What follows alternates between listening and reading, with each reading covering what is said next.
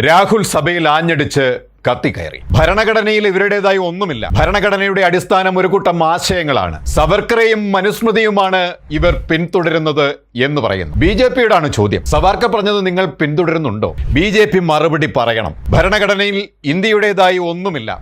RSS നേതാക്കളാണ് ഇത് പറഞ്ഞത്. സഭയിൽ ആദ്യത്തെ പ്രസംഗത്തിൽ ശിവനെ പ്രതിഷ്ഠിച്ച് അഭയമുദ്രയെ ഊന്നിയാണ് പ്രസംഗിച്ചതെങ്കിൽ രണ്ടാം തവണ അഭിമന്യുവിന്റെ ചക്രവ്യൂഹത്തെയാണ് രാഹുൽ ഉപമിച്ചത്. മൂന്നാം തവണയാണെങ്കിലോ രാഹുലിന്റെ പ്രസംഗത്തിൽ മുഴുനീളെ ഏകലവ്യന്റെ വിരലിനെയാണ് ഉപമിച്ചത്. ഇന്ത്യൻ യുവത്വത്തിന്റെ വളർച്ചയെ ചവിട്ടിമെതിക്കാൻ വികസന തന്ത്രത്തിനായി യുവാക്കളുടെ പെരുവിരൽ അറുത്തുമാറ്റുന്ന ഭരണകൂടം, വ്യവസായത്തിന്റെ, യുവത്വത്തിന്റെ, കർഷകന്റെ പെരുവിരൽ മുറിച്ചെടുക്കുന്ന ഭരണകൂടം. പ്രതീകാത്മകമായി രാഹുൽ ആഞ്ഞടിച്ചത് കൃത്യതയോടെ തന്നെയായിരുന്നു. ഹിന്ദുത്വത്തിന്റെ അപ്പോസ്തലന്മാരാണ് എന്ന് സ്വയം വിളിച്ചു പറയുന്ന ഹിന്ദുത്വവാദികളെ അതേ ആയുധം കൊണ്ടാണ് രാഹുൽ ആക്രമിച്ചത്.